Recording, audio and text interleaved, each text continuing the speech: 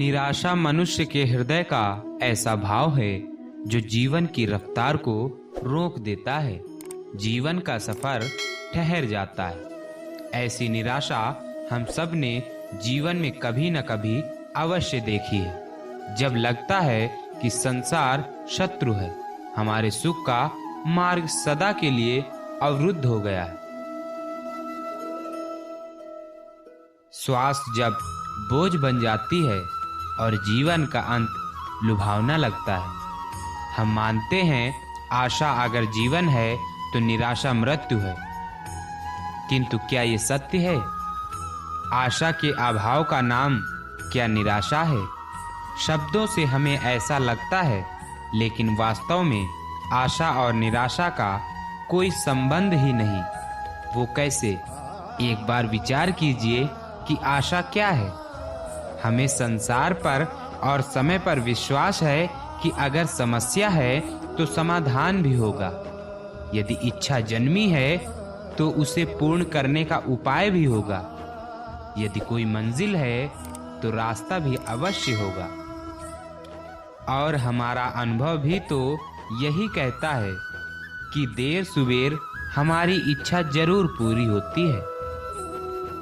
बस शर्त है कि उस इच्छा को पूर्ण करने के लिए जो मूल्य चुकाना पड़ता है, वो मूल्य चुकाने को हम तैयार हों। जैसे कहीं पहुंचने के लिए घर का आंगन छोड़ना पड़ता है।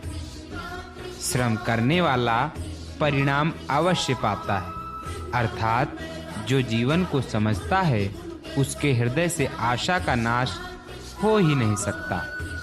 यदि ये सत्य है तो फिर हमें निराशा क्यों घेर लेती है?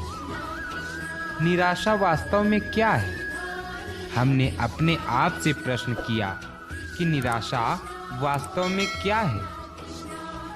क्या निराशा का कारण संसार में है या स्वयं अपने भीतर? हम जानते हैं कि इस संसार में श्रम करने वाले को परिणाम अवश्य मिलता है, किंतु आराम और सुविधा का त्याग करना पड़ता है, सुरक्षा को छोड़ना पड़ता है।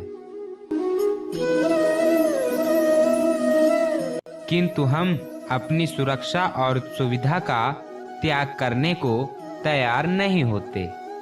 हम कार्य का सुखदायी परिणाम तो चाहते हैं, परंतु अपने श्रम की मर्यादा बांध लेते हैं।